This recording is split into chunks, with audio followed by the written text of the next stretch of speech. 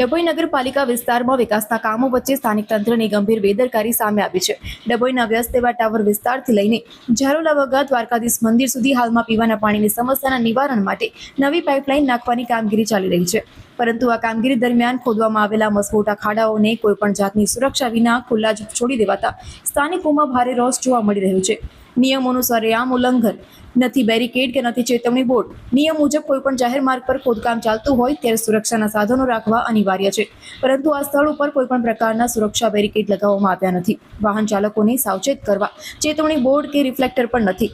રાત્રિના સમયે વાહન ચાલકો દૂરથી ખાડો જોઈ શકે તેવી કોઈ રેડ લાઇન કે રેડ ટેપ મારવામાં આવી નથી। રાત્રિના સમયે અકસ્માતનો ભારે ખતરો જોવા મળે છે। દ્વારકાધીશ મંદિર તરફ જતો આ રોડ મુખ્ય માર્ગ હોવાથી અહીં દિવસ રાત વાહનો અને લોકોની સતત અવરજવર રહેતી હોય છે। ખાસ કરીને રાત્રિના સમયે આ વિસ્તારમાં અપૂરતી સ્ટ્રીટ લાઇટોના કારણે ઘનઘોર અંધારું હોય છે। અંધારામાં આ ખુલ્લા ખાડાઓ દેખાતા ન હોવાથી વાહન ચાલકો સીધા જ ખાડામાં ખાબકે તેવી પૂરેપૂરી સંભાવના છે। બાળકો, વૃદ્ધો અને બાઇક ચાલકો માટે આ રસ્તો અત્યારે જીવલેણ સાબિત થઈ રહ્યો છે। શું તંત્ર કોઈ મોટી દુર્ઘટના ઘટે કે કોઈનો જીવ જાય તેની રાહ જોઈ રહ્યું છે?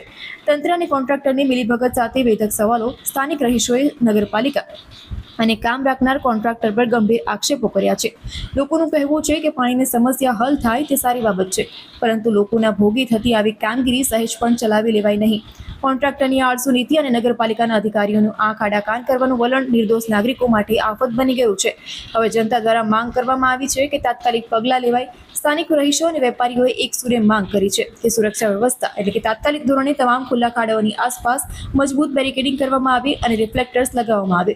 ઝડપી નિકાલ, જે જગ્યાએ કામ પૂરું થઈ ગયું છે ત્યાં તાત્કાલિક માટી પુરાણ કરી રસ્તો સરખો કરી દેવામાં આવે। બેદરકારી દાખવનાર કોન્ટ્રાક્ટરની સામે નગરપાલિકા દંડાત્મક પગલાં ભરે તેવી પણ માંગ ઉઠવા પામી છે।